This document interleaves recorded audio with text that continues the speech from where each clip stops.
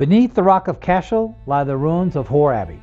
This is a monastery founded way back in 1270, and it was deliberately placed in the shadow of Ireland's most powerful religious site. And for nearly 3 centuries, this abbey was a place for prayer, learning, and quiet influence. And it served both the clergy of Cashel and the surrounding countryside. And its position reflected hierarchy: spiritual life below, faithful authority above.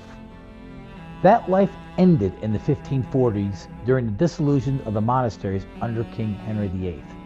Hore Abbey was suppressed, its land seized, and the monks were forced to leave. Now, by the time of the Cromwellian Wars in the mid-17th century, the abbey was already roofless and abandoned. Parliamentarian troops occupying Cashel are believed to have used the ruins as a horse stable and for quartering some men. They treated the monastery as a military ground rather than the sacred space that it really was.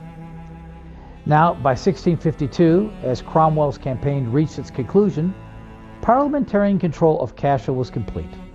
The abbey ruins were absorbed into the landscape of occupation, where the sacred ground was reduced to utility, and Ireland's old religious order was finally extinguished.